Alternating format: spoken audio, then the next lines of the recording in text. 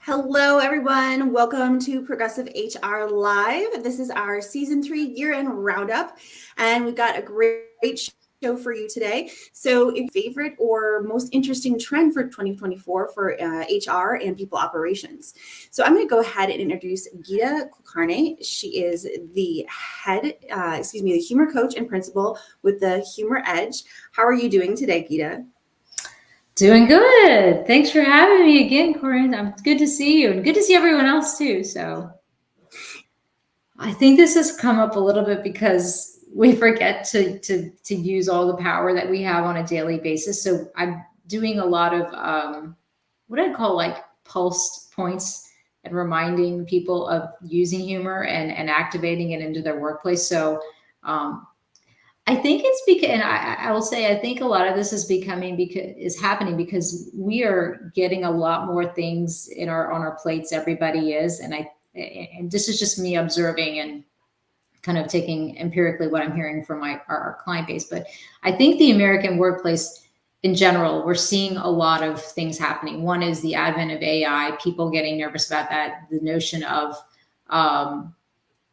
just workplace isolationism, if you will, that's happening. And I think that's moving people into a place where they don't feel that necessarily that community and that connection. And so what we're finding is that what I'm finding is that a lot of human resource teams are finding the need to actually build team building and make that something that's not just event-based once a year, but something that they're doing, they're actually they're manicuring and they're injecting it on a regular quarterly basis, sometimes once every other month with their teams to kind of foster those relations. I think that's just I think it's coming because the volume of work is there and people just get so overrun by doing the work that sometimes some of that soft stuff gets marginalized because they're having to do the hard stuff, right?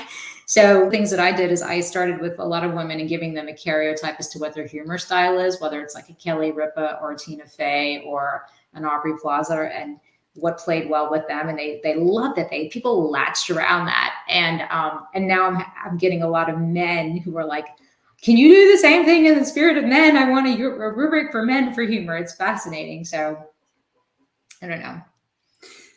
So before we go on to my next question, I wanted to introduce the other HR leaders who are joining us. So we have my co-host, Kristin Strunk. She is also the content lead for Progressive HR Live and the People and Culture Director with Manpower. And then we have Megan Bickle, who is Megan, this is a mouthful, but Head of Talent Development, Organizational Effectiveness, and Employee Listening with Amplitude.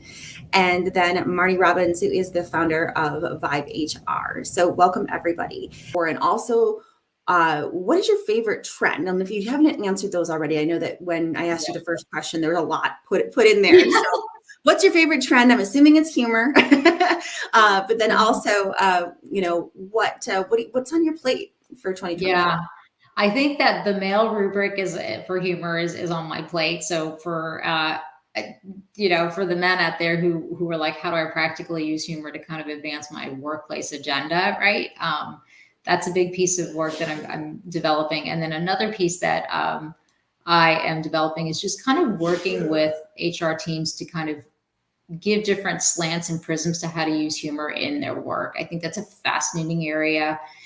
People are like, yeah, humor is needed, but I'm getting pretty deep on developing with companies, just developing curriculum. Like, how do I show up with humor when it comes to being a project manager? How do I show up with humor when I need to persuade the crowd to follow an idea? How do I use humor if I'm a developer in computer software? How do I use humor so that's a fascinating area. Those are kind of the two big areas where I'm going to be spending all the time, because they're finding that we're needing to develop curriculum that's really specific to sometimes a particular role and some of the things that people are doing in their role. So thanks, Geeta. And I know you have to leave a little bit early. Yes. So everyone, if Geeta pops off early, then just no worries. She's got to get onto a meeting. So with that, thanks, Marnie. Kristin and I are going to volley back and forth between introducing guests and asking questions. So with that, on to you, Kristin. Absolutely. Thank you so much. So I get to introduce Megan Bickle. Megan, I am thrilled to be able to have this conversation with you based on your role and the places that you have been in 2023. So I'm curious about what are some of the things that you've taken away from 2023 and what are you looking forward to most in 2024? Wow. What am I looking forward to most? A new year. 2023 has been a whirlwind. So I recently joined Amplitude, and to Corinne's point, if anyone has a fun acronym to describe all of the pieces of work that I support, I'm all ears. Because yes, talent development, org effectiveness, listening, yeah, it is a mouthful. But it's been really fun joining Amplitude and really getting to wrap my arms around all of these pieces of work and really start to look at how do we evolve? Where do we leapfrog? How do you integrate all of these pieces? And then thinking about it through the lens of the leader, the learner, that user experience of how to ensure that, to all of them, these pieces have natural cohesion.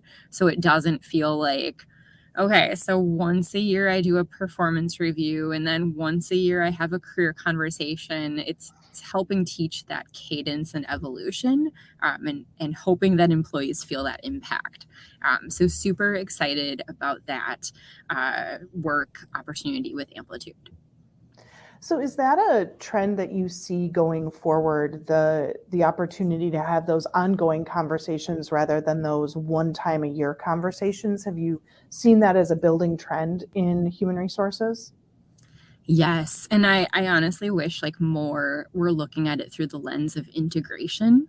Because I think sometimes it's really easy to get stuck in our silos, and depending on the size of the company, it depends on how is it structured.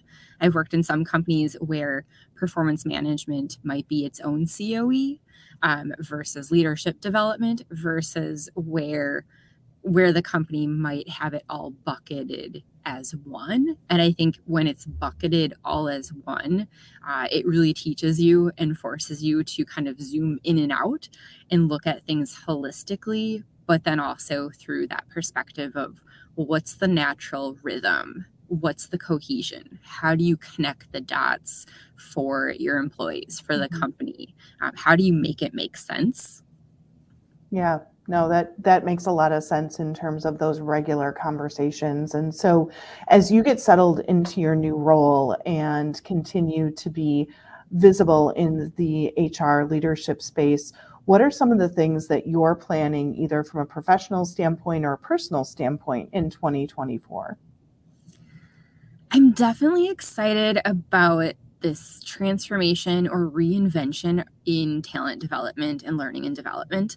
I look at this through the lens of what's going on with AI and HR and how it's really creating this opportunity specific for leadership development, learning and development, skills-based strategies, how to bust out of what we've always done or what we've always known, or this notion of order takers, and how do we connect the dots of the ROI of this program that we launched to really, how do we look at this as a strategic element of enabling and empowering employees and leaders in order to achieve business goals, and not just, traditional learning and development programs where maybe we bring people together for a couple times a year and teach them some things, but really, what are those things that people need to know how to do now or tomorrow? How are we looking at things proactively and leveraging insights? So for example, insights out of the engagement survey, right? How is talent development looking at that and looking at trends and themes and unpacking things and then creating experiences or content or playbooks to help support that, versus waiting for a leader to reach out and say, I got my engagement survey scores and I have an opportunity around creating a sense of belonging. Can you help me? So I really see, that particular field, the opportunity to leapfrog and be a strategic partner. So really excited to help that work both at Amplitude, but also to be a larger voice in talent development. So as you think about using those things in talent development going into 2024, if you had one piece of advice to give the HR professionals on this call, what would it be? Only one. We might come back to you, but right now God. we're going to dish it out in little bits and pieces. Well, I like Gita's comment around 2024 might be a theme of the integrated experience. In a previous role, I had the word integrated in my title, and my leader at the time joked. She's like, I kind of want to just tattoo this on you around like you always need to think of how to connect the dots and connect the pieces. So I think building on that, like my advice, my one piece of advice is to always like connect the dots, both for yourself, but also tie that into your marketing of helping others connect the dots. So integrate, integrate, integrate. I love it. I love it. Thank you so much for that, Megan. Corinne, back to you. Yeah, so I think we have a few minutes to kind of have a little group discussion here about integration and connecting the dots as Megan and Gita actually brought it up. So Marnie or Sudha, welcome, Sudha. Any thoughts around what Megan just said? Marnie, you go ahead. I just jumped in earlier than my slot because I wanted to hear all you incredible women speak before I did. So you go ahead, Marnie, and then I wanted to make a comment on what Gita talked about earlier. Thanks, Sudha. I think both Megan and Gita hit the nail on the head. It's really hard to move on from that and actually sound profound with anything. But I will say, doubling down on the AI piece with the, how do we continue the human piece of our work? I mean, we do everything. So continuing the human piece and then getting out of the way of the technology, but not losing having the technology go off the rails, so to speak. So how do we keep that human-centeredness, the employer brand, things like that, while harnessing technology to help us build at scale? So that integration piece, connecting the dots, I think not only includes connecting the dots of all the functional pieces, but connecting the dots of technology versus human interaction versus messaging and storytelling. So that to me is that ecosystem that we're going to be playing with. 100%. And how it all ties together. And Gita, you kicked us off by talking about obviously humor at work, which is humor in life is so incredibly important to all of our well-being.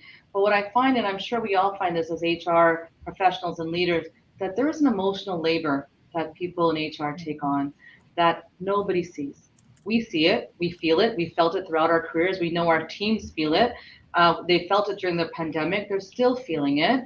And as we talk about AI coming forward and all the change that goes on in an organization, we lead the change management exercises for the company. There is an emotional labor that takes over for us.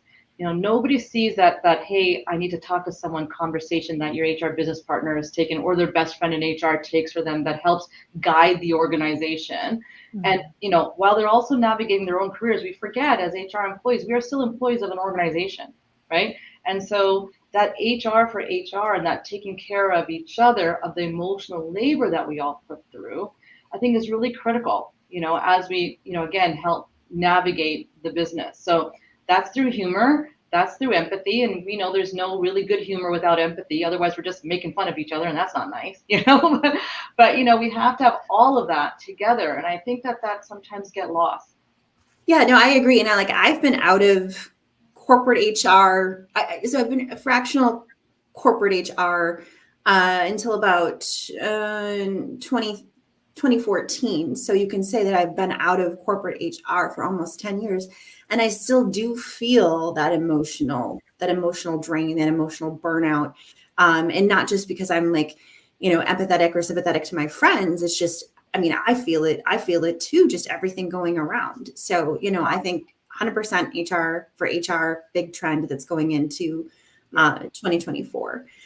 So with that, I am going to introduce Marnie Robbins, founder of VibeHR. How are you, Marnie? And what have you been doing since our live, which is over a year ago?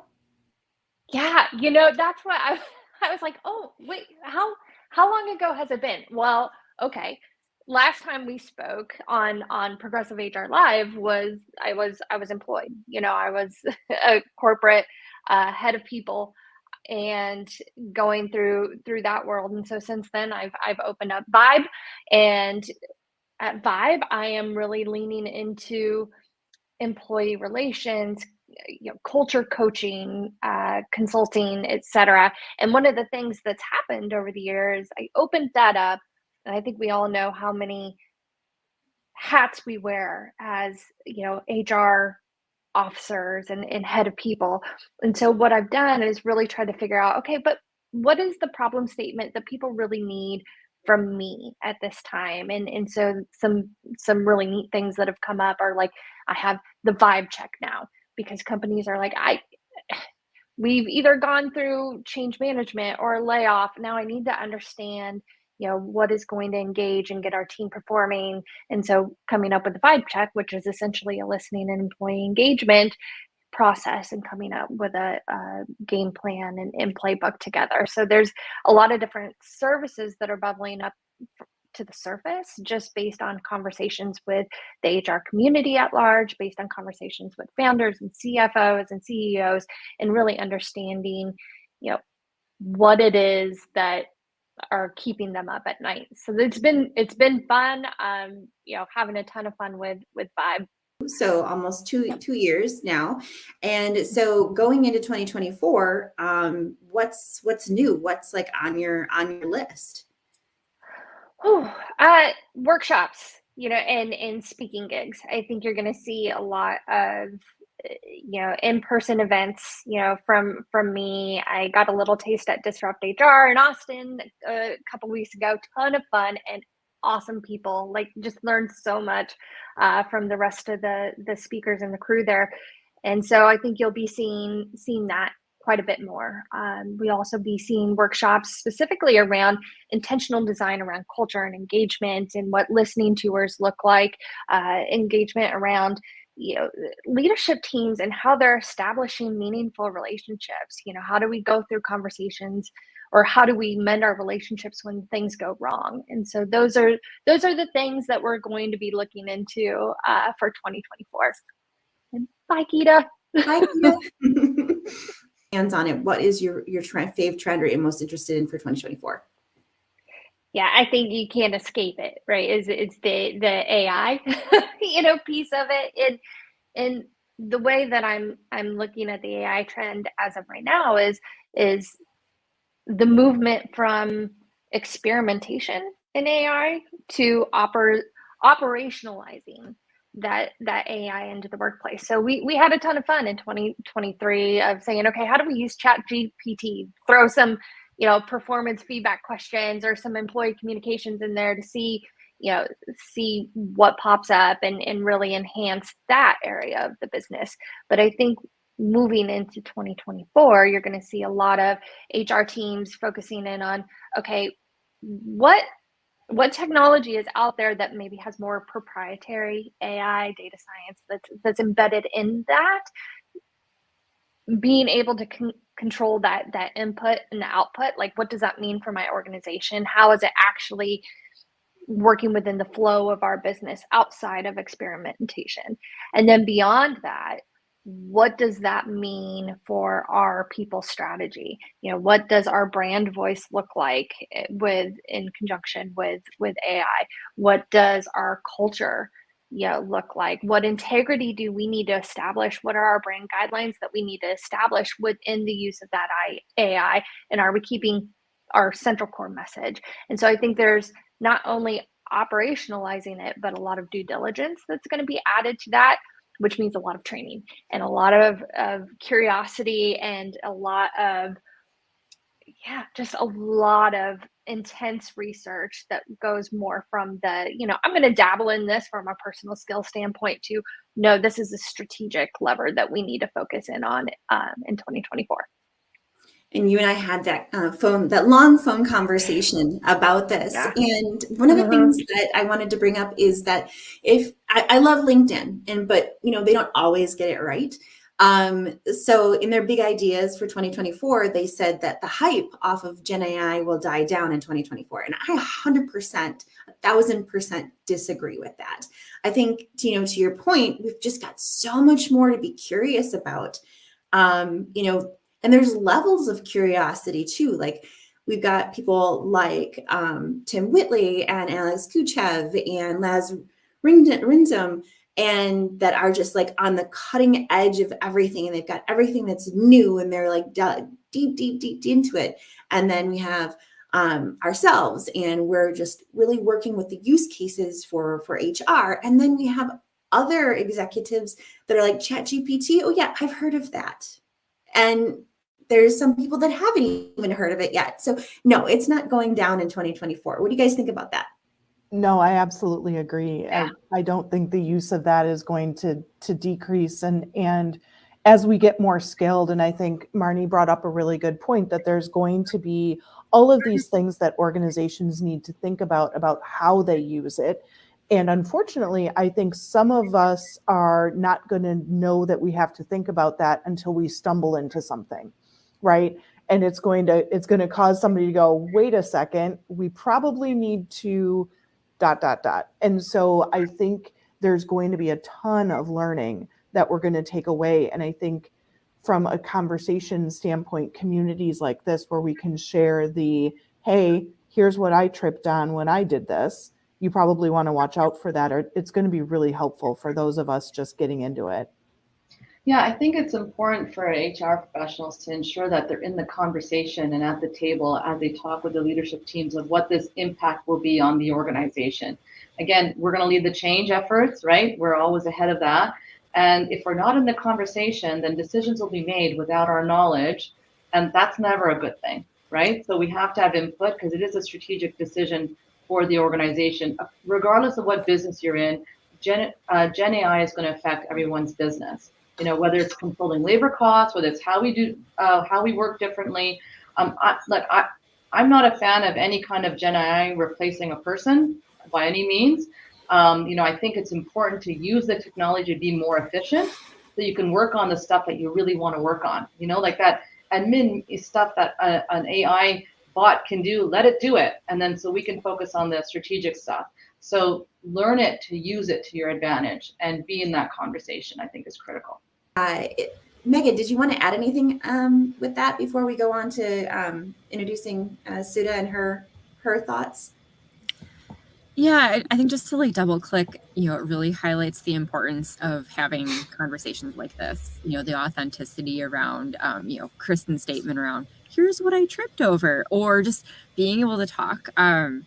It's one thing that I love about HR. None of this is proprietary information or the secret sauce. We are able to have conversations like this and talk about, hey, here's what we're doing for high potential development or a mentorship program.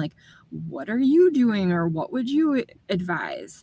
And so it really just ties to the importance of community, so we can all continue to learn together. Thanks, Megan. Amen. Amen. Yeah. Bye, Marnie. Marnie. And now we were 6. So, okay, Kristin, over to you.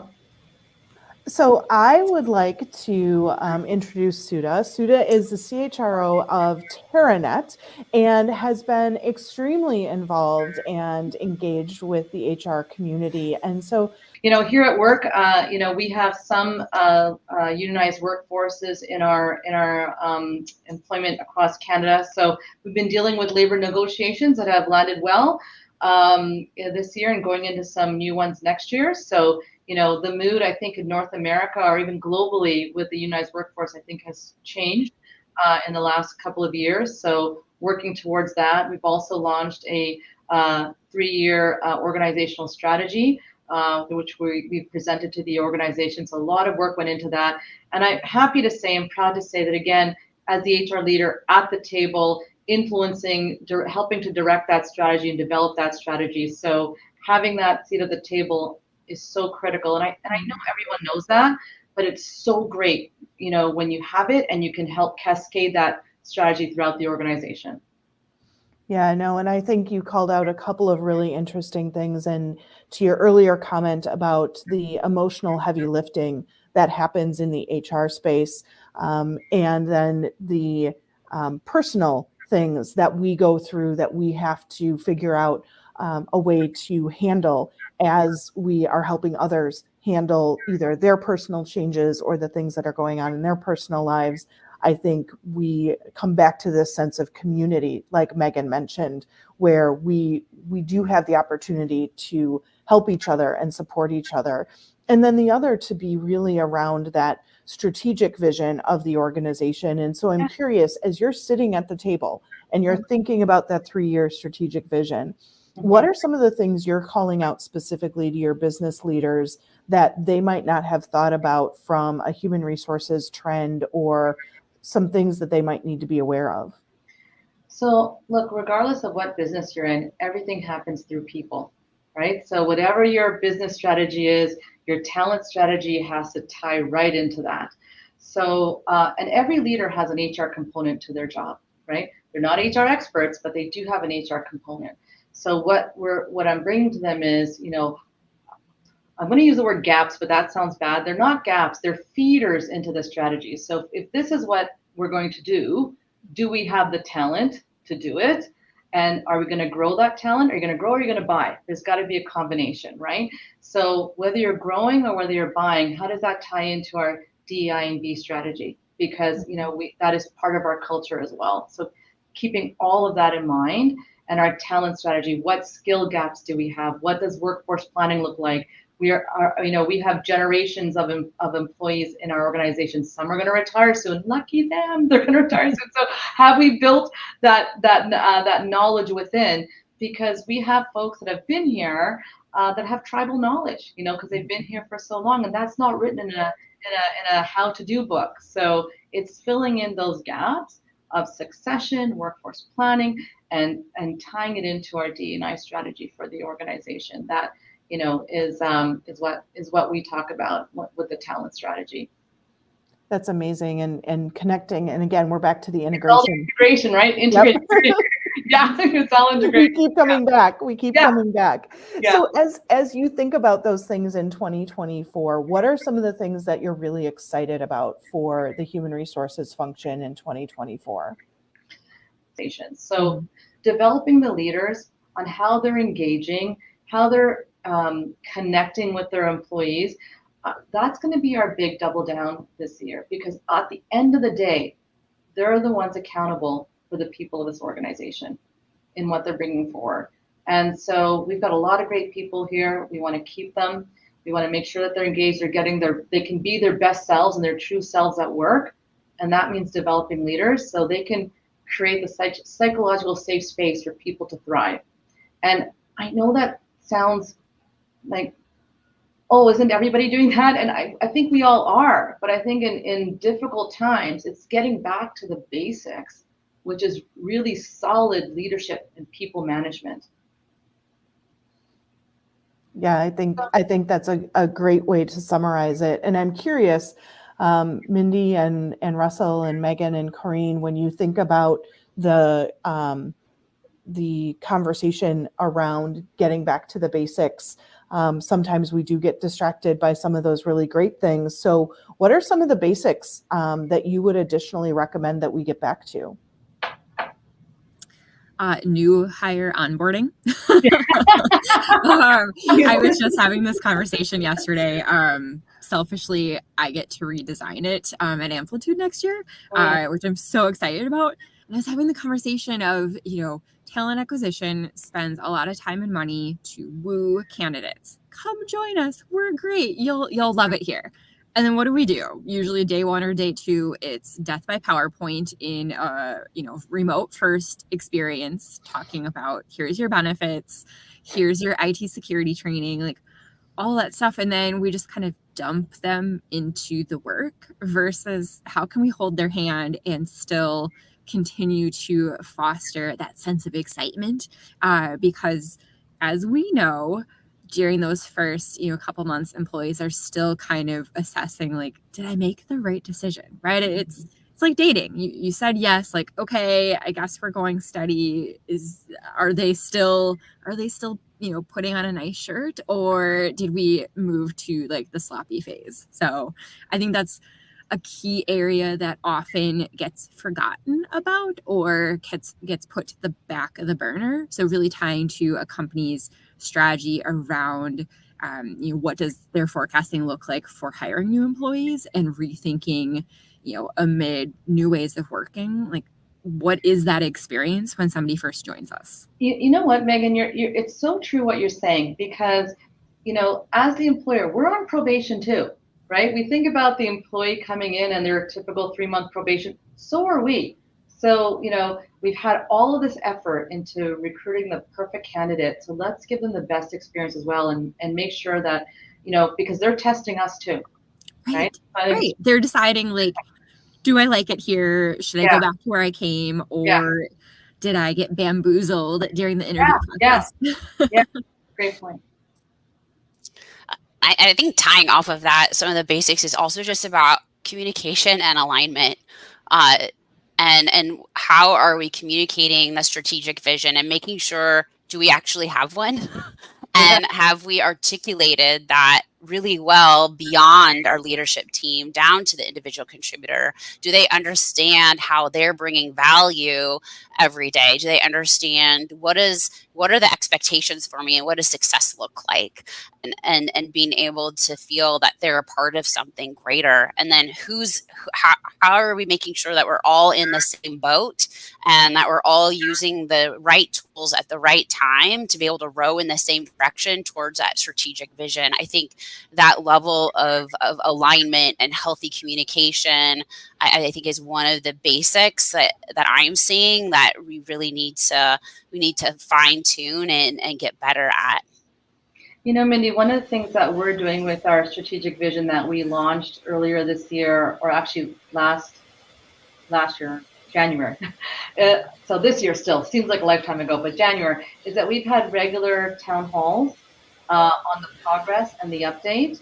And then we do deeper dives with the leadership team. So anyone who's a people manager, and they take that back to their functional town halls and cascade that even further. Like, so how we're tracking and what does it mean to me, frontline employee and others, and how they're enacting the strategy of the organization. So we do that regularly throughout the year, and I highly recommend it. It's a great way to get everyone excited, bought in, and know what their role is in the organization. I think that's so important. And then how are we even speaking to that in our one-on-ones, like on that manager employee level, and like how are we even finessing those one-on-ones and making them quality conversations?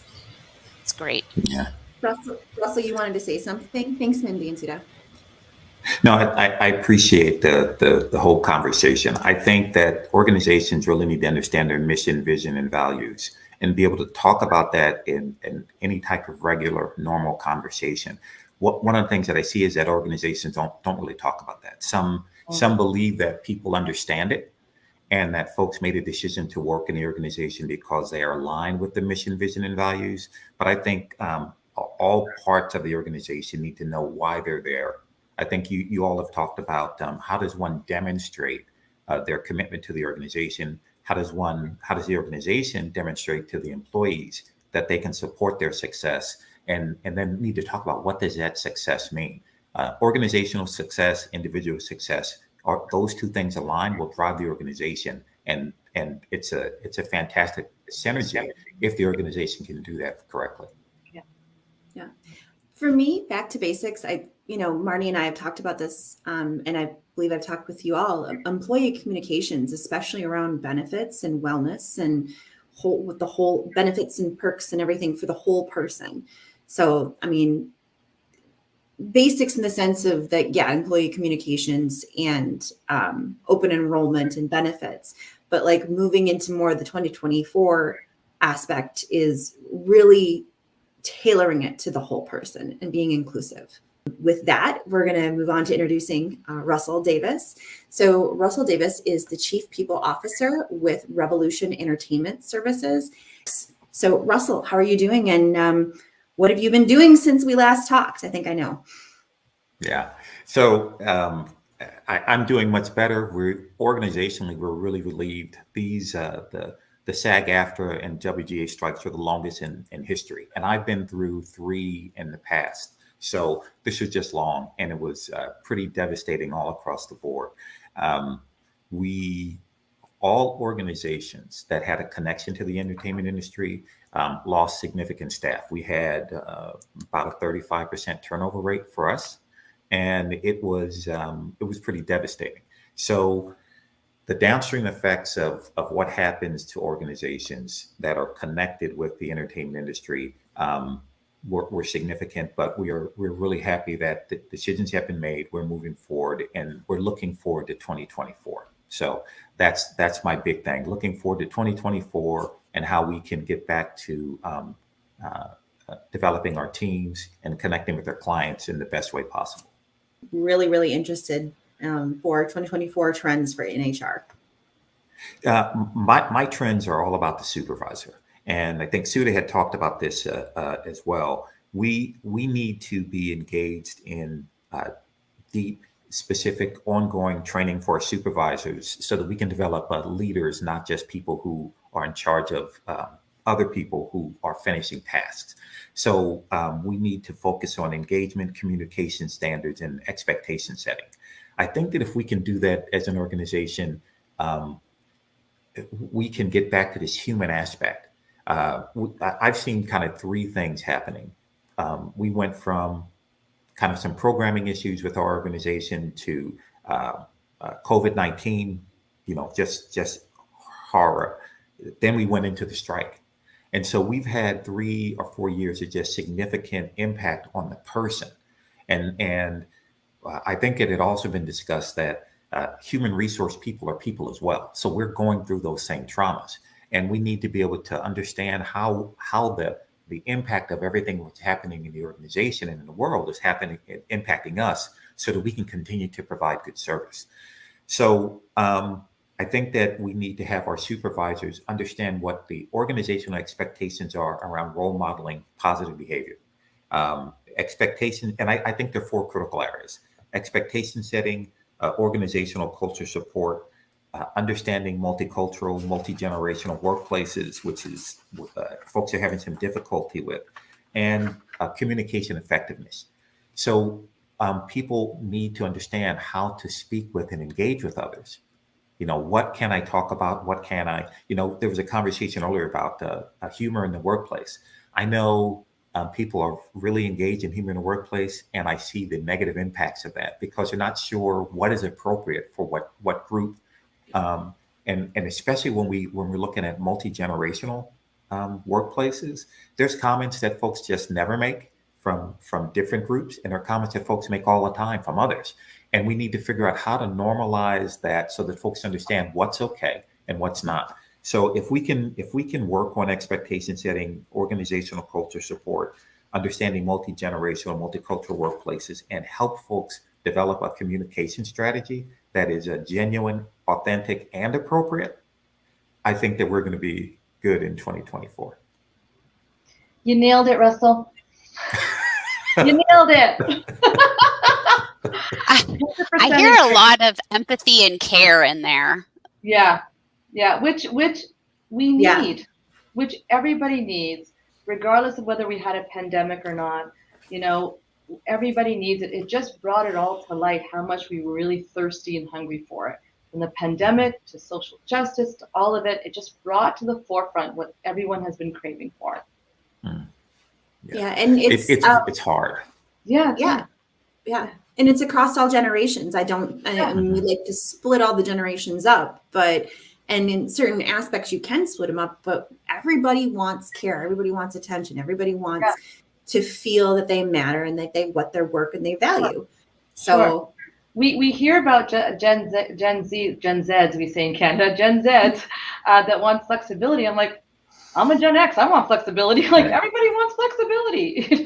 So some things are generation specific. Some are just human specific. What every human being needs and wants. Yeah. Exactly. Yes, absolutely. Kristin, did you have more questions for the group? Yeah, so I'm curious. I'm listening to us kind of talk about that empathy and the human nature of what it is that we do and the work that we support. And I'm wondering how we help our organizations see that, right? And kind of have that aha moment as well, right? So we're talking about it and we understand it, whether it's humor or empathy or psychological safety. How are each of you helping leaders really start to embody those particular characteristics? That's a big question. And Sudha, you had talked about this before about being having a place at the table. And I think, Mindy, you had actually said this idea about empathy. So for me, it's always about a demonstration. How do we practice what we want? And when I'm in meetings, the thing that is really critical for me is my presence, my behaviors, my actions are supporting what I'm saying. So we have to have alignment with what I say and what I do. And at all decisions within the organization, we do kind of three things. But there's an exercise that I do with all staff and that we have our leadership teams do. It's how do you communicate with others? How do you want others to communicate with you? And what are your hot buttons? And it's typical that individuals don't want to share what we call hot buttons because they don't want folks to know the things that they can use against them. And I say, no, you're missing the point. The communication is a minefield. And I want you to know the things that you are going to say or you're going to do that are going to have a negative impact on our relationship. So I'm going to tell you that. Here's the jokes I don't like. Here's the things that I appreciate. Here's the most effective way to communicate with you or with me. And I have those folks share that back so we don't have to make certain mistakes. So that's one. The second is we do kind of an assessment on, we do personality assessment for our leadership teams, looking at kind of 4 fun animal types: dolphins, panthers, peacocks, and owls.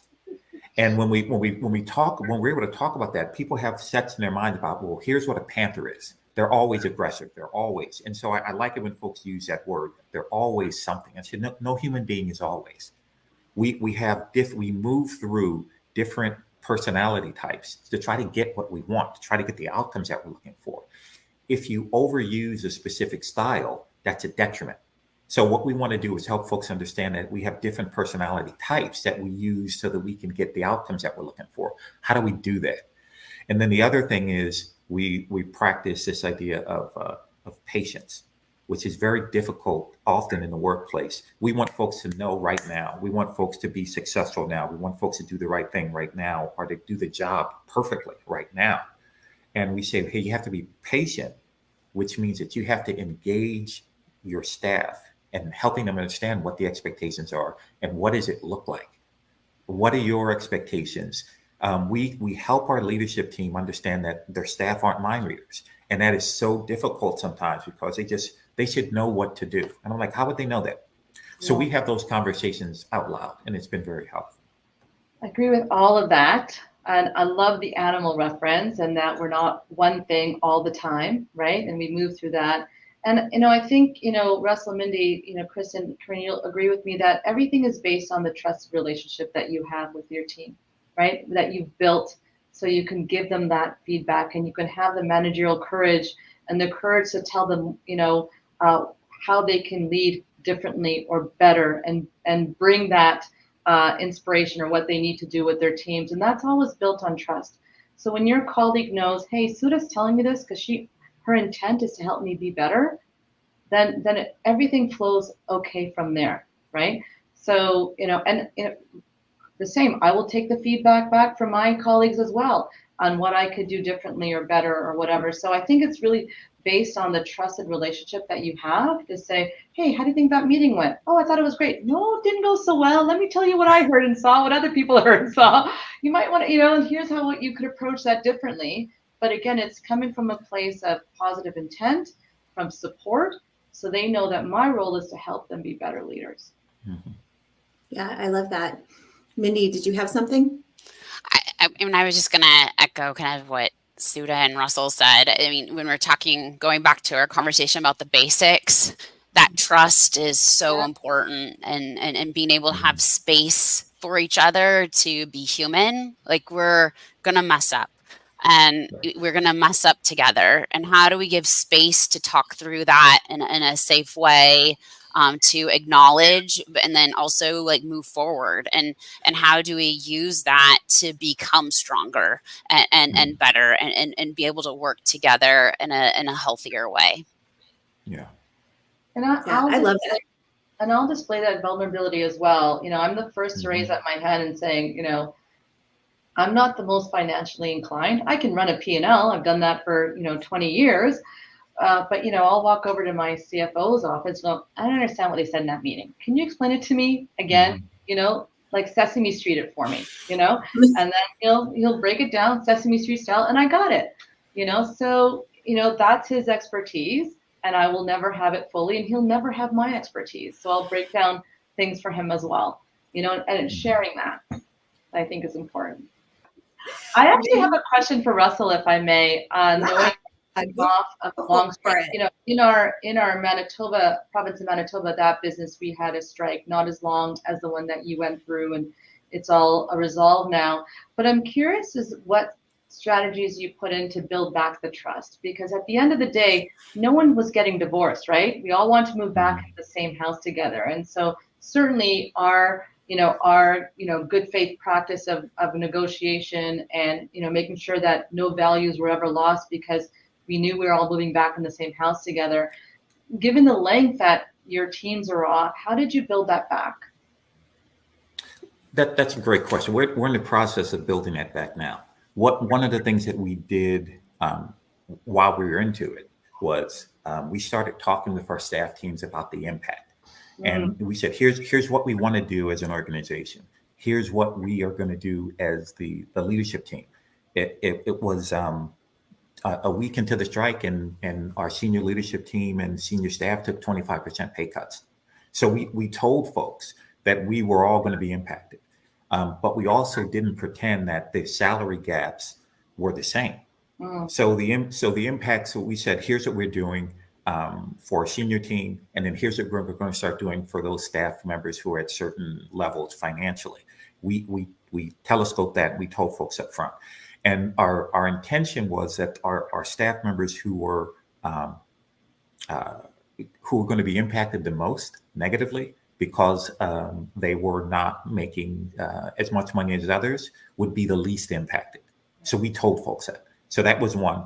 The second, we for our staff meetings, we would talk about where we were in the strike process, how it was impacting the organization. And we started sharing information about what our spend was going forward. When would we, how are we going to have to make decisions based on what's happening with us now, and what's the time frame for us to continue that going in the future? We wrote letters. We sent human communications to our teams. I met with all the staff members who were impacted by salary decisions, and then I had honest conversations with all the team members that we did layoffs with, individually, one-on-one with all of them in New York. So New York, Canada, LA, and France. So it was just a big deal. One of the things that we heard was that, hey, I appreciate the honesty. That was great, even though the impact was negative for them. So the triage piece for us was that, folks can talk about this idea of keeping it real, but what keeping it real often means for businesses, hey, we just need to know what our bottom line is. How many staff do we need to get rid of so that we can move forward? But what we were looking at is how do we keep the human focused on wanting to come back when the strike ends. Right. So right. that was key for us. That's great. That's wonderful. Thanks for sharing that. And how is Hollywood? How are anybody going to deal with this big, huge that vacuum that sucked all these very talented, diverse actresses and actors out of this pool? How is this going to affect us? So the actors are going to come back. That's a passion for them. It's all of the supports, the hairdressers and the dressmakers and the grips and all those folks who are support staff. The shoe store, which was across the street from the studios, or the coffee shop, which was down the street from the studios. All of those are impacted. And so those are the payroll companies that supported the production companies. All of those downstream organizations are the ones that are negatively impacted. And we have individuals who say, I'm never going to be in that industry again, or I'm never going to be connected to something which can be impacted by a strike like that. Because it can happen every 3 years for the CBA negotiations. Sure. So we have people who have left our industry, entertainment payroll, which is a very niche area, who say, I'm going to just go into regular accounting, or I'm just going to go into regular payroll for ADP, because that's a constant.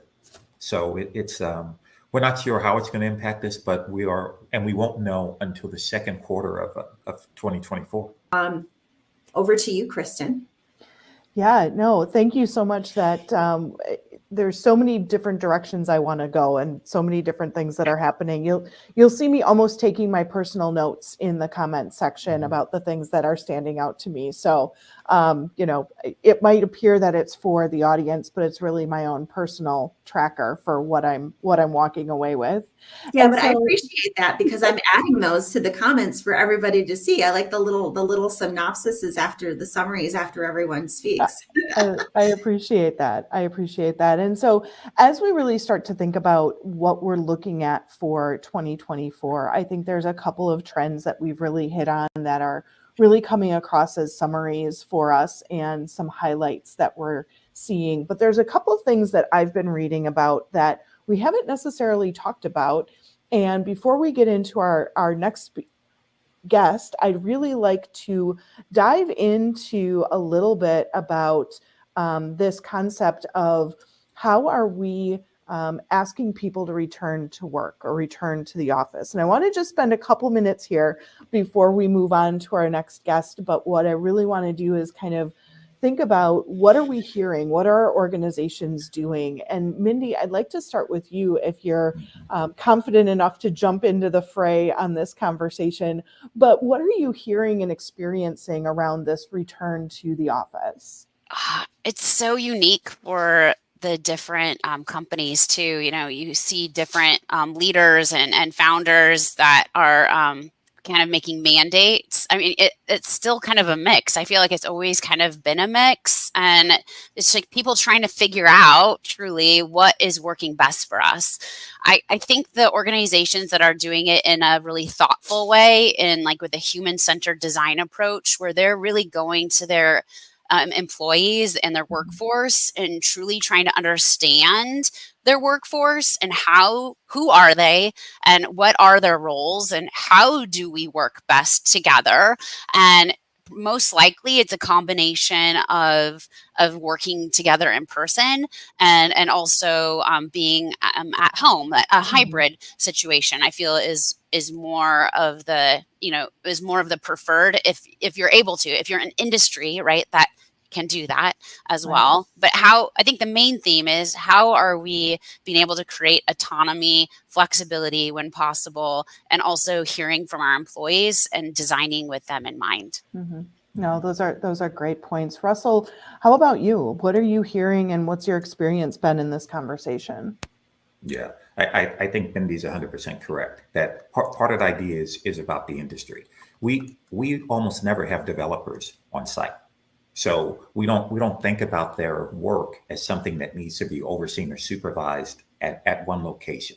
And our payroll coordinators might have a whole different thought, saying, hey, I can do this. I can work remotely as well. But the team environment for them is critical to get the work done, because of how they interact. So organizations that have staff members who are spread across locations or spread across different locales may have a better opportunity to have that conversation about remote work, because their workers are already remote. Mm-hmm. What we find is that there is a control issue for some organizations, founders, presidents, CEOs, who want to see people physically on site, because they believe that that's going to either enhance a culture or that they can trust that the work is getting done. And that's the thing that I think we have, that there's some difficulty around. Why do you want them there? And then being able to articulate that in a way that is accurate and makes sense. And I put those two things together because somebody might say, hey, if we have staff together, they will work better. And then we have others who say that 3 hours I spent commuting, I could have been working. Right. So it's a real conversation. Yeah, no, thank you both for that little side journey into that topic. It really is something that I think a lot of organizations and a lot of HR professionals are struggling with at really kind of articulating what those things are. So I'd like to move to our next guest, Tracie Sponenberg. Tracie is the Chief People Officer at the Granite Group and has done a number of speaking engagements as well, and has spent time with Corrine on the Progressive HR Live space. So Tracie, what are some of the things that have been happening for you since you and Corrine have talked on HR Live, Progressive HR Live? Hi, thanks for having me, and sorry it took me a little bit to get in. Quite a bit, actually. I'm leaving the Granite Group in early January and stepping into, I guess, following somewhat Mindy's path, kind of, and stepping into fractional consulting while I build out a little bit more speaking and a little bit of advising. So that's a big change, huge change. That is a huge change. What are some of the things you're considering when you're making that change, and what are some of the things you're driving towards in that kind of life design? So a number of years ago, and I think a lot of people did this, right? Going through COVID, especially going through COVID as a chief people officer and for an in-person business, I really got a chance to step back and assess what I was doing, and was I happy doing what I was doing, and did I want to do this for decades more? And a lot of things happened. We had my mother passed away during COVID. We had a whole bunch of other losses and a whole bunch of changes, and I just sort of went, you know what, I want to plan my life out. And so I initially thought a few years down the road, several years down the road, actually, once all of our kids were out of school, and what would that look like? So we tried to design our life for the future, and then work backwards a bit and work toward that. And what I found out was that sounds great to be able to have some security while you build out what you want for the future, but it's really hard to be a full-time chief people officer and also build what you want for the future. So the time was right to exit within the next few weeks, and I'm scared and thrilled. It sounds really exciting. It sounds really great. And so I'm curious as to what your areas of focus are going to be, and what HR trends you're looking at for 2024. Sure. So 3 main areas: the fractional consulting, and that's going to be largely for the distribution or wholesale distribution industry. So we've done a lot of transformation work at my company, and I absolutely love it. So our industry tends to, as wonderful as it is, tends to lag behind a little bit. So that's exactly what I'll be doing with my first client. I have a long-term client that I'm super excited about, and I'm hoping to take that and go from place to place to place, and just kind of change how HR is viewed, and change, both internally and externally. And then through the second thing, which is speaking, and then through, some advisory work. So that's that. As far as trends, I used to completely reject the notion of trends. So I used to go, okay, because you go into Target and you see, at least I see, every piece of clothing that I wore in the 1990s. So I think of trends as more related to kind of fast fashion. But then this was actually not too long ago. I actually looked up the definition, which is just a change or development over time. So I was really thinking of trends as something that would come and then go pretty quickly. But I tried to flip my thinking and think of, okay, what's going to be here and then stick? And so I'm sure I couldn't catch most of the session, but I'm sure a lot of wonderful things were mentioned. But I wanted to talk about the one thing that I think affects me in particular. And there's tons. There's a lot of work that we still have to do individually and collectively. But I see a real trend toward the future being fractional, toward companies. Yeah, I knew Mindy was going to nod to that, and I knew Corinne was going to nod to that. So I see not just in the HR space, but that's where my experience has been. I see a lot of friends and people that I know for one reason or another stepping out, and these people are talented as hell. And so realizing that I can step out on my own, be my own boss, and still do the work. I love the work. I never want to be a professional speaker. I love doing the work and I want to do that, but I want to do that for myself, and I want to do that for working for myself. And I think that stretches beyond. And I actually hired a coach as I was thinking of stepping out. I'm so glad I did, because I stepped out early. Anessa Fike, and she talks about that a lot. You know, the future is fractional, and I think the future is fractional. So you're going to see a lot of companies not having a traditional C-suite in the next few years and starting next year. So you have a CPO who works 5, 10, 20 hours a week and gives you the best of what they do, that strategic thinking, that thought partner, that thought leadership. And then there's a core team that's doing the functional work, and that can extend to marketing, to could extend to finance, could extend to sales, it could extend to all different areas.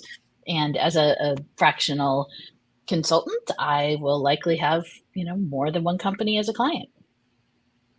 No, that's really amazing. And I'm wondering, for those of us who might remain in the core space, right? What are some of those things that we should be looking for in those fractional folks who are going to be supporting us?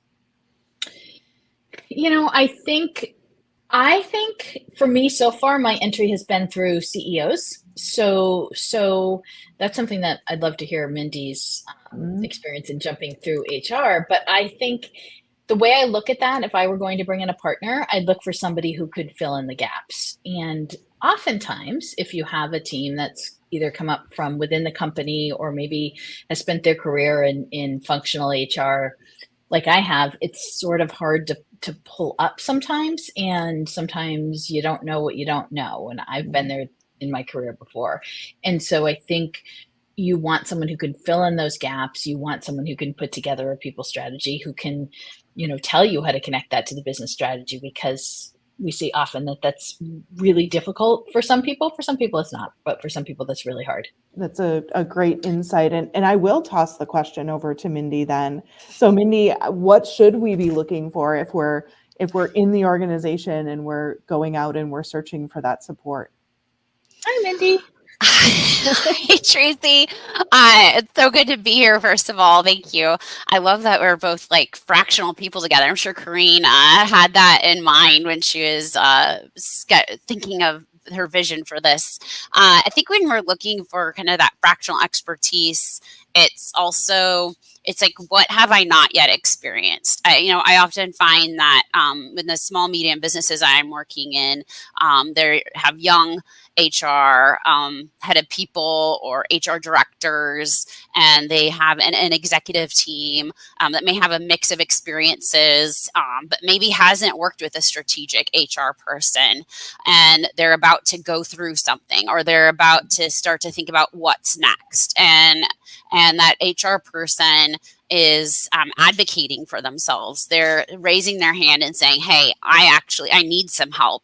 And that executive team is being really thoughtful and saying, how do we augment, how do we support our person, and knowing that we can't afford, and it doesn't make sense to bring in a 20-year professional. That person probably get bored and wouldn't want it. You don't need them for 40 hours a week. And so how can we have that expertise for a fraction of the cost and a fraction of the time to help build in the expertise for our current team members? I think this is also good. And it's not just with people leaders, but it's also in our finance and marketing. And it's how, are we able to take our workforce that already we're asking them to do more with less and provide them with a resource? This really goes into also rethinking skills, and how are we thinking about developing skills and upskilling? Well, fractional workers are an incredible way to be able to bring in and provide that level of mentorship for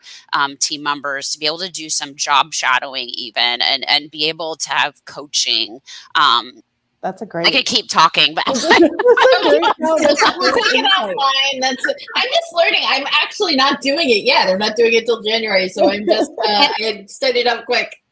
Yeah, I mean, I think fractional, it's kind of hard for people to wrap their mind around, and I still find that people have different definitions for it, because often I think depending on the industry you're working in, depending on the size of organization, your door in may look very different, and it's been really interesting to see how that door changes depending on the organization, because some may have started with a consultancy, they may have started on a project. That consultant may have put stuff into place, and now it's about what does that look like supporting this moving forward, and maybe that's subcontracting with a Mindy who's able now to kind of work several hours a month with this now intact team. It also, I have found young HR leaders advocating for themselves, saying they need help, and realizing and paying out of their own pocket to begin with, and finding me on my mentor cruise or on a mentor website, and they're thinking it's just a mentorship, and then they realize, then they're talking to their CFO about strategic, business decision making, and so then that's about how do we talk about moving this from a mentorship into what would it look like to bring me into an organization as a fractional support. Yeah, I think there is a lot of, and I think that's great. There is a lot of confusion. How I define it, and this helps me because I didn't really know it first. Long-term, part-time. That's how I think of fractional. Yes. I'm your CPO, long-term, part-time. If I'm your CPO for 2 months, I'm interim, right? If I'm coming in and in between. So kind of long-term, part-time is how I define that difference. But you're right, Mindy, it's kind of all over the place. Yeah, because it could start as your long-term part-time, and then as you get to a certain stage of growth, then you have that young HR leader in place, I often find, and they've kind of grown to a place where they can take the reins a little bit more, and then you almost go back into an advisory role where it's more on a retainer, and we're talking a couple of hours for a period of over 3 months. Great insights. No, thank you both so much for the conversation on that. And I think we could probably go for a number of hours on the pros of this and how to make it work. So Mindy, I think then I am going to transition to you. So we talked to Tracie, who's transitioning out of a traditional head of HR role and into the space that you're in. And I know that you have been highly visible and engaged with the HR space in your role and your fractional consulting ways that you're working. So I'm curious, what have you really been focused on, or what are some of the things that you're finding your organizations are asking you about the most? A lot of organizations are really looking at what we were talking about in the earlier session about basics, and we've been going after all the shiny objects, and now we're starting to kind of get the wheels are starting to come off, and how do we reframe and really think and go back to our why and how we articulate our why and have some foundational principles, and how do we create a really good cadence of communication?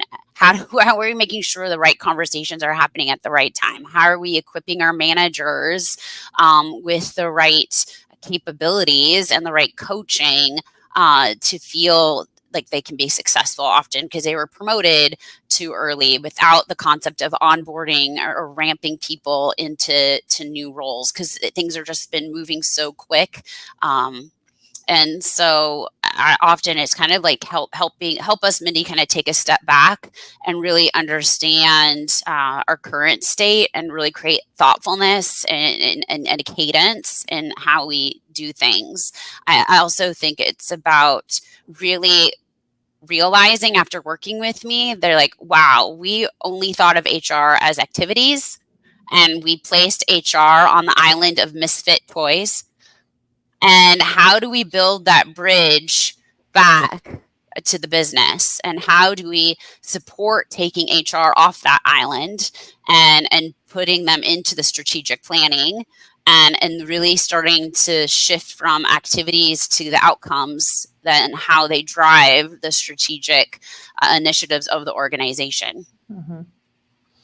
Yeah, no, and I think that as we think about what's coming in 2024 and we think about some of the challenges we've had over the past couple of years, that kind of back to the basics conversation, it might even help ground us as HR professionals a little bit and might actually help us, get our footing and continue to add that value. And so when you're having those conversations and you're moving into that, we've talked a little bit about either generative AI. We've talked a little bit about some of the union presence that we're seeing in different areas. Are you seeing anything specific coming up as concerns or areas of focus for those organizations from a strategic perspective? Really getting mindful about when we're faced with this, not just making assumptions. It's about kind of how are we stepping back and remaining curious, and how do we make sure that we're talking with our employees, that we're understanding who they are, what they need, what are those moments that matter for them, and not just throwing. I often find that people are going and throwing in a tool, or let's put in this chat bot, but they're putting in the AI chat bot and then realizing, oh, well, people aren't using it because it's not giving them quality of answer. Well, that's because we don't have consistency of our process even, or a knowledge base that has the quality, consistent knowledge to feed into the chat bot. So once again, it's going back to really understanding, we need to understand what are the actual problems in order to be able to then put in right-sized solutions. And then how are we being able to create a good communication plan? We have been talking about communication as a theme throughout this, to be able to support the change management when we do launch a new initiative or we are iterating. And it's going to be always constant change and continuous improvement and continuous learning. So how are we putting these in thoughtfully and putting in the guardrails and building the capabilities and muscle to be able, so that change is something that we become comfortable with, because we're still really uncomfortable. And what I see is, if we aren't doing these things well, we're seeing a lot of leaves of absences. We're seeing a lot of, mental health. We're seeing a lot of toxicity in the workplace, a lot of disconnection. No, and I think it's a great call out to really identify those areas of human interaction, right? So we've talked about that a little bit as well, and the humanity, whether it's the empathy or the humor or the listening, right? It's getting back to what some of us would even describe as emotional intelligence, and leveraging that as we continue to move through some of these complicated times from an HR perspective and a business perspective, really. Yeah. And it's so true. I very rarely see a performance discussion when we're having a performance issue with an employee that doesn't include some level of something's going on personally, and it's now showing up at work. And how do we thoughtfully walk through that in a way that supports the business, but also that human in that employee? Mm-hmm. Yeah, and it's a muscle that I think we all have to really continue to exercise, and really be able to move forward with that.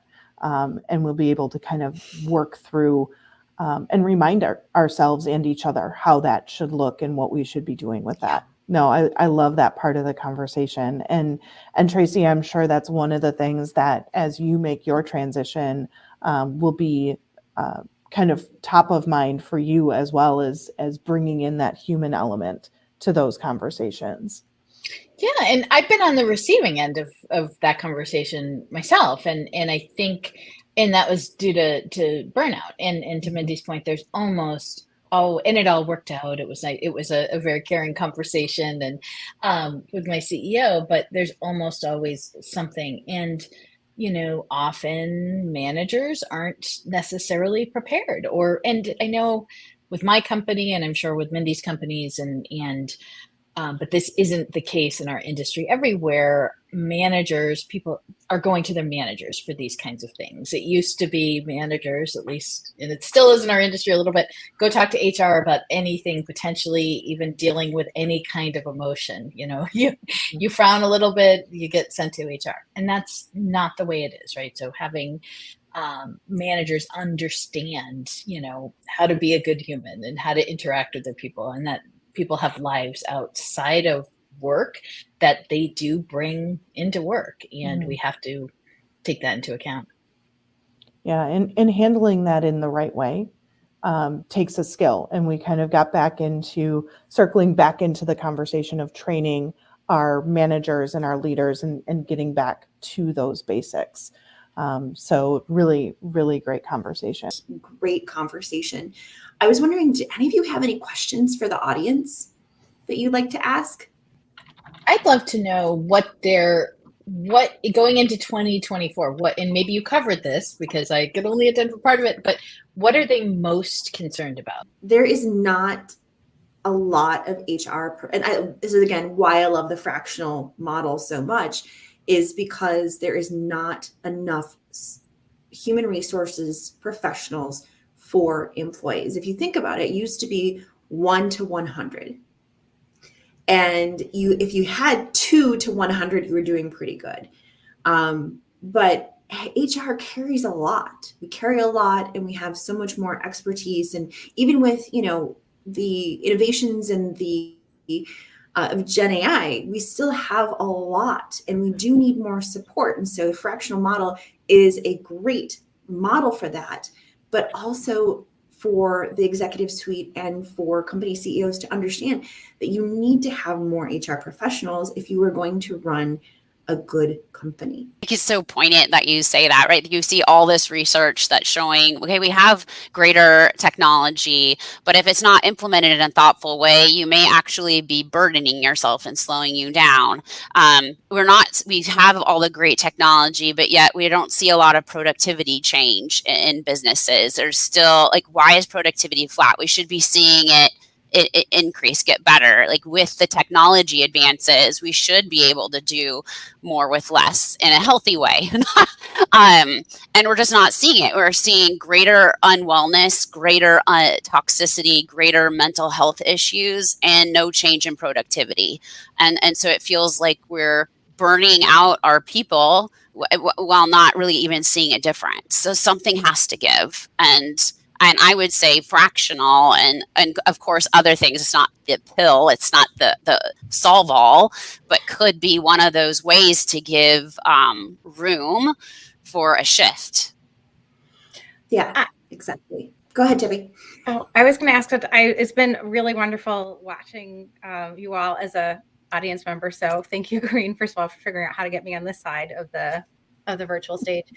I would also suggest that as an HR function, right? So if we think about what's hitting business, and we know AI is all over the place, we know, right, what's happening in global economy, we know, et cetera, right? So we were through a seismic shift. We're still kind of feeling our way through post-pandemic.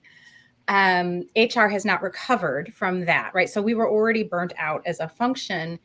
I do think the question is how are we looking at who else is providing support? And I would actually suggest a couple of things. One, I go back to managers and saying the reality is that people look to their manager most for in times of change. They look for that support, et cetera. So what are we doing to actually skill up and create capacity for managers? And I think that that's a key priority of HR. So if we can do, right, if the HR function can do that, I keep saying we, I'm no longer there, but if HR can do that, that's a strategic lever that I think that is best for the organization. So what you were describing is that's poor change management. It's not having change management adoption. And so I'm saying, so who's actually looking at this systemically, and how are we really rolling things out in the right way and making sure we're getting adoption?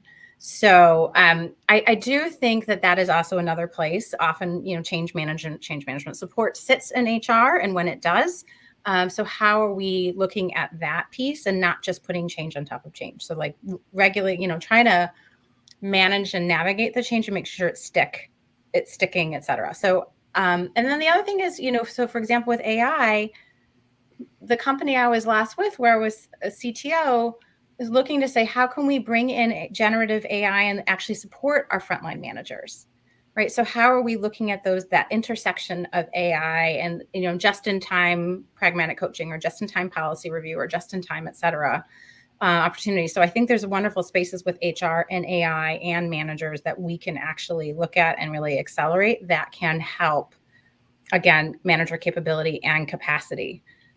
So I would say, okay, what's after that, right? So I would challenge us to think more systemically and say, what big levers do we have? And I think we are appropriately positioned to do that. So my thoughts on the burnout piece, and also just can't forget about managers. And what are we doing to really care and feed for managers? Because HR will never get enough people, will never get enough support. But if we can partner and make our managers as effective as we can, that's got great dividends. Yeah, and they're burned out too, right? And they're burned out too. 100%. Yeah. I think everybody gets burned out, which kind of leads me into talking about the 5-day work week and the 40-hour work week. But we're not going to go down that rabbit hole today. With talking about technology, I wanted to bring up Tim's response to our question and his question.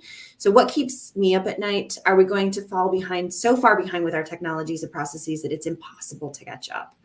I think that is a very insightful what keeps you up at night, Tim. And I had not thought about that. But yeah, that is very, very real. Very, very real. And yes, we are, maybe. Like, we probably are. There is so much out there. So much out there. And are we going to fall behind? Probably. But I think we've talked about throughout this, like, keep your focus on what's really important, right? And don't go for I love bright, shiny objects. I really do. But don't just go for the bright, shiny objects. Try to solve a problem. And we've been guilty of this. We did this at my company, implemented a really cool solution that nobody used. And we tested it. We tested it with too small of a group. But it's really going to solve a problem, and people have to use it. We had to scale back on our team because we were just throwing too many apps at people. And you have to look at not just what's in the market, but what's right for your company and what's right for your people. And is technology the solution? Is technology the solution? And I think with more and more generative AI, these solutions over the next few years are going to get easier and easier. While I'm leaving, I talked to my VP and was like, just don't add anything new in 2024. I'm sorry for anybody who's watching, who's in technology, like, don't do it in 2024. It's going to change and get better. Look at it. But wait. The only thing I'd add there too is to the question from Tim is, if you have like an agile mindset about an iterative approach of continuous improvement, and as you think about your processes and your initiatives, always making sure, like, how are you measuring success of those initiatives? Do you have like baseline targets? Are you keeping an eye on how they're shifting or not? And always taking in a retrospective. How are you getting input from the employees, and do you have a regular cadence of holding a retrospective to always be asking yourself, is this still serving our organization? Is this still serving the employees? And if it's not, what are those micro changes that we can introduce over the course of a time period? So you're not dropping large slices of value and change, but you're almost like micro dosing change along the life cycle. I'm going to use that. I love that. Microdosing change. That is a good one. Really a good way to put it. And on that note, I have to hop off, but this was really great, everybody. Thank you so much. Thanks, Tracie. Bye. Bye. All right. So with that, we're going to introduce our next guest, Debbie Plager of the Plager Group. And Debbie, we're going to put you on the spotlight here. Let us know, like, what's changed since you were on the live last. And it hasn't been that long, but I think with the time that goes so fast now, a lot must have changed. I I was thinking about that, right? And I think it was June. And so I was just a couple months into being a solopreneur. So I guess I can say, hey, I've survived the first 6 months. I'm about 8 months in. We were joking with the audience when I talked about my tagline of, insight, intention, and impact. Is it the triple I? Is it 3 I's? Still haven't figured that out. Kareen, sorry about that. But I think No worries. the big thing is, I think with anybody doing this journey, my word for the year was open. And I'm glad I did that because I got to experiment with, what is the type of work that I thought I came in with a thesis, right? That there are these 3 areas and this is what I'm going to do. And let me try to, further clarify. And I found more and more what was the work that I was really enjoying and what were the type of clients that I was looking to do the work with. So I think that's further clarity that just comes with time. That's one thing. And then 2, something where I had a passion project of something I really wanted to do for over 10 years, which I can talk a little about if we have time, is now something that I'm actually bringing to light in 2024. And not only am I bringing it to light, and I'm actually looking at it being part of my business. So I think it's paying attention to those things that you've had on your back burner for years, or things that you've really loved to do or wanted to do, and see, as you learn more about the market and what's out there, is how does it really tie into your core competency and looking what to do. So for me, Sojourn Executive Women Retreats, I've been wanting to run a multi-day retreat or offsite for several years and just didn't do it on the side. Probably because I wasn't fractional, or I wasn't part-time, or I wasn't a solopreneur. And to now be able to do that, and to also understand the need out there and say, wait a minute, this is more than just a one-time thing. I think that's a huge learning. Okay, I was just switching us around. Now that I yeah. Yeah, Mindy had to go. Mindy had to jump off. So, okay. So, and you just talked about what it is that you want to do, what has changed, and what you want to do new in 2024, which is the retreats. Mm-hmm. So, kind of let us know, what's your trend? And I think I know what this one is, or I think I can guess because we've been talking about it a bit. So, what's your trend for 2024? Oh, okay. So I kind of have 2, but I think it is partly when I think about, so if AI is clearly here and it's a disruptor, and I answer this, it's interesting, Kareen, I answered this, Kristin, you may not know this, I'm a former historian. So I'm going to answer it both as an HR executive and as a historian who looks at, like, I'm used to looking at macro trends and macro change, seismic events. So we have a seismic event coming, or actually here, right, with AI. And so the stats are clear, right? So the Department of Labor says, hey, we're going to lose 13 million jobs over the next several years due to AI. We're going to gain 18 million. How on earth do we navigate that shift? How do we upskill? What is HR's role? So I do think the conversion's there, but I think it comes back to, how are we preparing leaders and preparing people to be uncomfortable in the uncomfortable? Because we don't know what tech is going to be like in 3 months from now. We don't know what tech is going to be like 6 months from now. What we have to get clearer on is, but how do we work with people? When those things change, how do we continue to work with people? What's important? Can we get ahead and start to see, like, hey, these capabilities are more and more important? The emotional intelligence that people were talking about.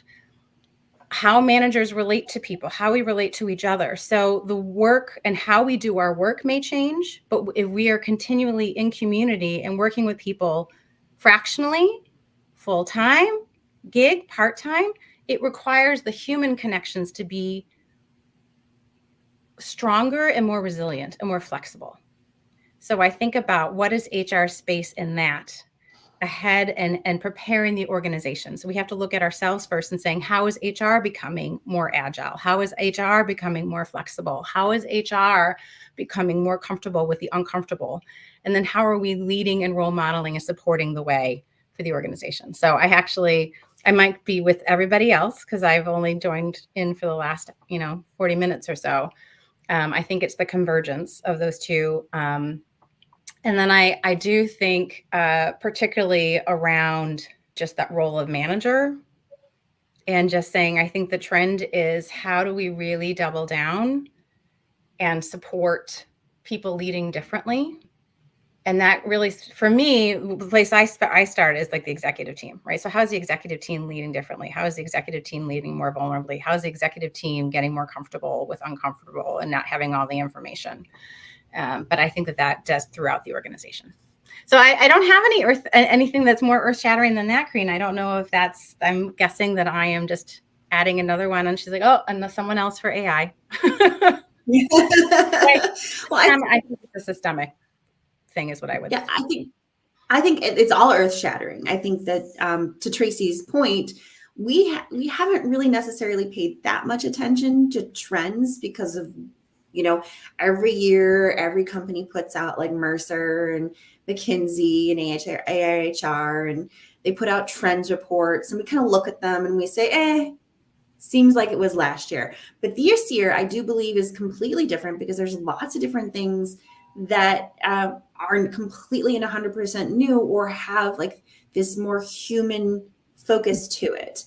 Yeah. We've always said that we need to support managers, especially middle managers, but I think there's just a renewed focus on supporting middle managers, huge on technology, especially Gen AI and what's going to happen over the next 3 months, as we say, and burnout, HR for HR. So that's been like our trends that's been going through, and organizational development. Okay, so I have to say this. I think this is like the VIP of our conversation, microdosing change. Kristin has commented about it. Tim's comment about it. Jennifer's comment about it. So create a hashtag. I mean, we got a hashtag going here. So we need to be more informed and more involved. And I think we could all agree with that. Kristin, what's new with you since the last time you were on the live, which was, over a year? Yeah, I was going to say it's been a while. So there's a lot that's changed. So as you mentioned, I am now working for the Manpower group and learning a whole new industry. So that for me is really interesting to be part of an organization that does their own research on these types of trends, right? And puts out their own publications. And so that part has been really interesting. I think that for me as well, really getting back into what I'll call the HR business partner space, right? So, really just supporting a group of leaders, but also supporting some pretty large change initiatives in the organization. And man, do I really hope I can wrap my arms around microdosing change in 2024, because that's going to be key, I think, instead of the big bang that typically organizations take on in large scale transformations. And so I think for me, really being able to wrap my arms around some of these new conversations and not be pulled back into older ways of working and older ways of thinking for myself is going to be really, really important. And I'm loving this conversation around the leadership and the manager development and the manager support, because I think if there's someone that we can focus on in 2024, being able to focus on that manager piece is going to be really, really important, and really helping that group wrap their arms around their new ways of working and their new ways of supporting employee well-being and employee development with, things like limited budgets and all of those types of things, where the manager becomes that really that go-to person, and we're asking a lot of them that we haven't necessarily asked them to do before. And, as the concept I'm wrapping my head around from earlier in the conversation is seeing those frontline managers as an extension of human resources and as an extension of that people and culture space. And even to the part of, being able to operate in an organization as fractional HR for the frontline leadership group, right? So kind of playing it a little bit deeper into the organization. So that's where my head has even been spinning in the last 45 minutes or so. Kristin, I think something that I love that point of like, how do we support managers? And you said, I got to remember microdosing of change. I think the piece, it was also interesting. So whether it is coming from an agile perspective or design thinking, I think this piece is right. It's all about test and learn. And what are those smaller pieces in service of, right? And I think if we can, if I were still in an organization and I'm thinking about, all right, how do I help build up my managers? How do I bring a design thinking lens? How do I help them say, like, what is a small piece that I can do? I'm going to test and learn, and it's okay if something doesn't work out because I'm learning from it. It builds my capability to take on more change. So I think it's like starting with, like, what's the key muscle? You're going to be giving them a lot of change. So it's almost like upfront, just thinking about what might I want to do first that sets the stage for all this development that we need them to go through, and having them be partners in that. And also, I'm a big believer, again, in design thinking, or again, Agile, or whichever methodology you want to use, because it puts them in the center, it puts them in the action and saying, okay, manager, what are your pain points? Let's start with something that's a pain point for you and have you experience this and see how it works. So anyway, just food for thought, because I think it helps with culture. It helps with capacity, all these things. And Debbie, what I love about that conversation is that it goes back to this idea that we've tried to integrate with folks around this growth mindset, right? And so we've pulled that forward, and pulling this design thinking piece forward, and really being able to, whether, again, I grew up in a manufacturing environment, right? So we called it continuous improvement. We called it Lean Six Sigma, whatever your vocabulary is around it, is that we're going to get something that is close, but we don't have to wait until it's perfect. And we're going to be vulnerable enough with the organization to say, here is what it is. And we know it's not perfect.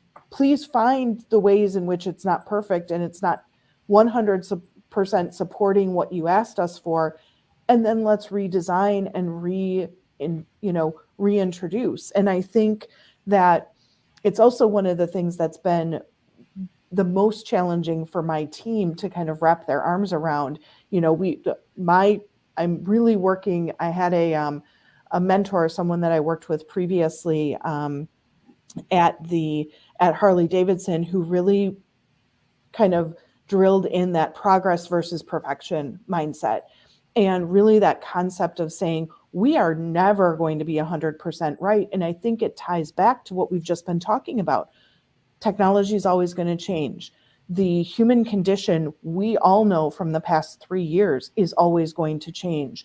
We are always going to have business ups and downs. And so all of these things and all of this uncertainty doing really helps us say, we have something for the right now.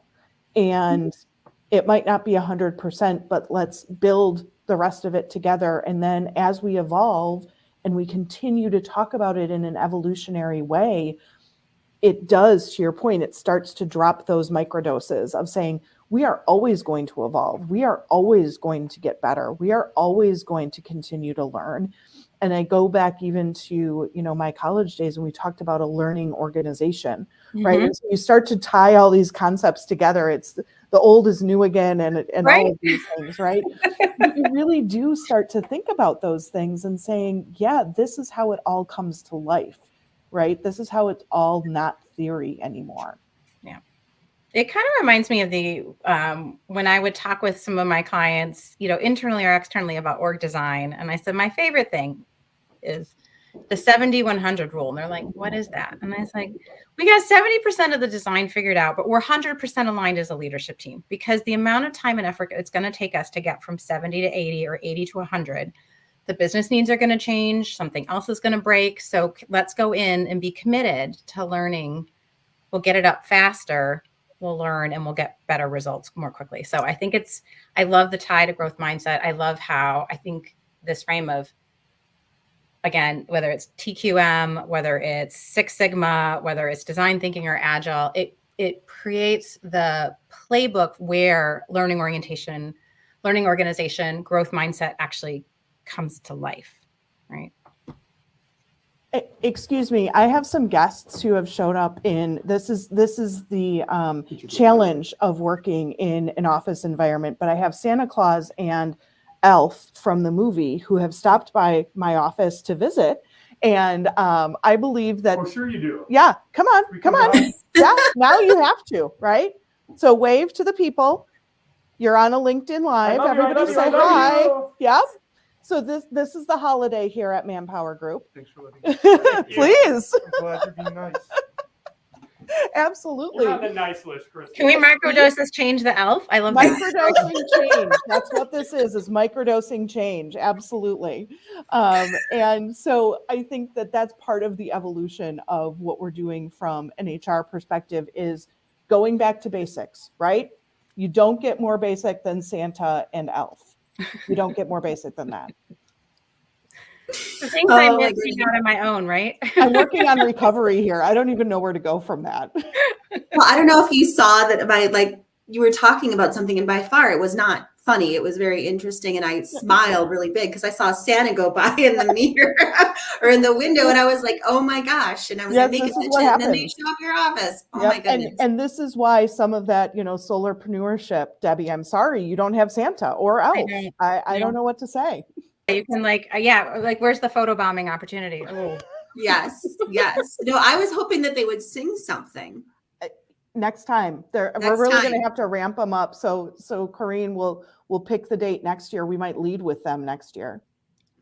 Progress, not perfection, Kristin. Exactly. Exactly. Nothing like that. Talk about audience participation. Absolutely. Oh, yeah. So speaking of audience participation, I wanted to go really quickly because Jennifer had answered us and said fractional HR in 2024, hoping this at all levels and not just CHRO and executive. So I think that's a big idea.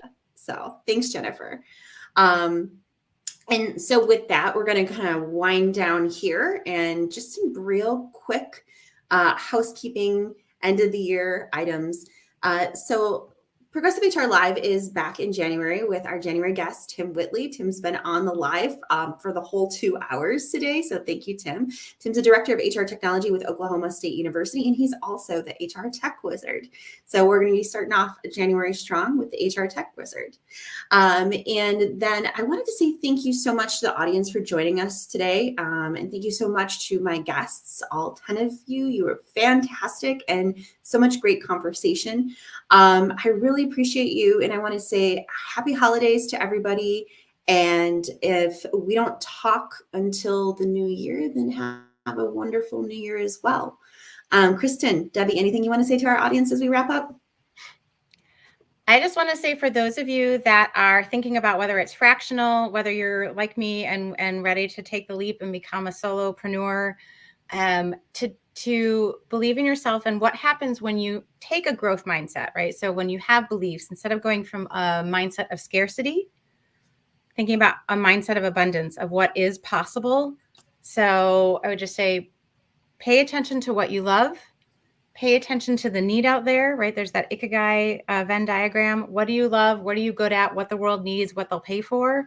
And I think that there are so many people, clearly, if you are part of the Progressive HR Live audience, you have so many talents and skill sets out there. And that if you've been thinking about it, it's probably worth time to consider what might be a step to exploring that. So that's from the solopreneurship world. That's something I'll just put out there. Thanks, Debbie. I love that. Yeah, no, I'm like, there's many people out there that have something to give, something that people are going to be worth paying for, whether that's product or service or expertise. And just to your point, go for it. It's, whatever you're passionate about. Kristin, any thoughts? Last thoughts? I'm really looking forward to 365 days from now when we come back and look at how true were our predictions. I think that there are great opportunities for the conversation to continue, even based on the people who have joined in and been able to comment. And if you're watching this in recording, Corrine, I don't know if you're putting it out there in bits and pieces, but we'd love to be able to continue this conversation and hear what you believe your trends are for 2024 and what your key learnings have been from 2023. Oh, that's a great question. I think I'm going to do a post on that tomorrow. So great. Yeah. And audience too, this live goes on replay for about a week, 2 weeks. If you think that there's somebody in your network that would benefit from our conversation or wants to share their thoughts, please go ahead and share the link to this live with them. And again, this live will be running on replay for about 1 to 2 weeks. And then, as Kristin said, I'm going to clip it up and do some fun stuff and have Santa and the elf and see where we go from there. So this conversation is just not happening once. You'll see it over the next month, and it'll be in the newsletter as well. So really appreciate everybody. Thank you so very much. One last comment from Debbie: double down on how teams work together, how to support and navigate through change. 100%. All right, everybody. Thank you so much. Have a very happy holiday. Have a very happy new year. Thank you, resourceful humans. And we'll see you in 2024.